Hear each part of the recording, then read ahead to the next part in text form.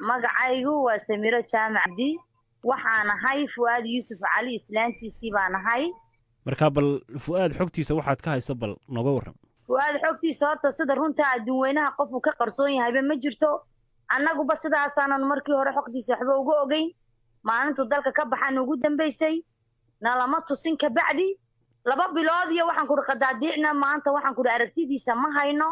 waxaan ku walaalkayow xogtiisa Fuadna maanta horta cid ay ka qarsoon tahay adduunweynaha ma jirto intay dhameystiran tahay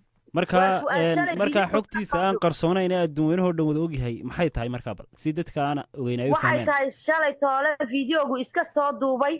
baraha bulshada iyo caalamku intuu tiro leegiyay buu haystaa isagoo gabood dhexdiisa kiniif dhex jiifa jirkiisuna googo'ay wax xoga ma ka haystaan marka waxa lagu haysto xukunkani horta wali alaanag inay afookaagi dacwada u furan maba ogola maxkamadda in la keeno lama ogola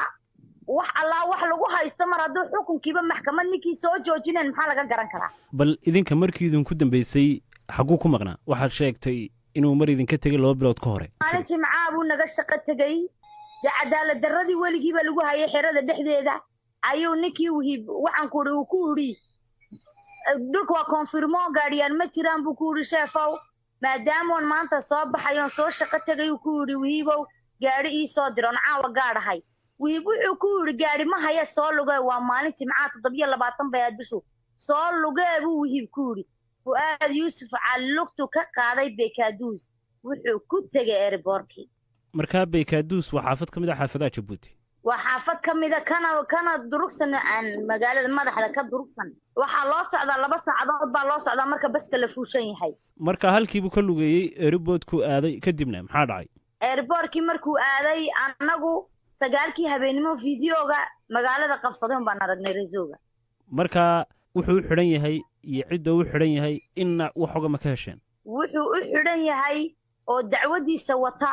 oo cadaalad darro loo siiyay ciidanka cirka Fuad muxuu ahaa markii hore Fuadna wuxuu ahaa nin baylad oo ciidanka cirka ka tirsan buu ahaa baylad buu ahaa marka maxkamad ma la geeyay oo marna ma la sheegay dambiga loo haysto maxkamadda habeen madow baa bishii hore la geystay markii la geystayna wuxuu ku yiraahdo dacwadan furaya ma jirta afookaagayga halay dalbado de habeen madow baa afookaa loo yeedhi sidii baa lagu celiyay dibna maxkamad looma keenin marka imika halka uu ku xiran yahay ee muuqaalka baraha bulshada la soo galiyay uu ka soo duubay waa halkee ma ogtiin halka uu imika ku xiran yahay waxa weeyaan meesha gabood la yiraahdo weeyaan wuxuu ku xidhnaa imika markan hawshii baraha bulshada ku baahday ciidamada la soo xiriiray dawladda ay ka tirsan xukuumadda Djibouti cid alla cidna kala soo xiriiray ma jirto cid waxna weydiisay ma jirto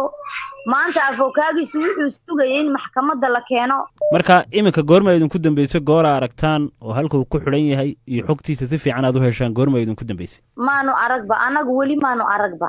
bas gabood anagu cuntada waan geen jirnay daaqada bana laga qaadayay laakiinse wali indhahayaga maanu saarin ba anagu shalay baan fiidiyoogiisa kow aan aragnayba wajigiisa cadaalad baan rabaa cadaalad xaqaan rabaa in odagayga loo helo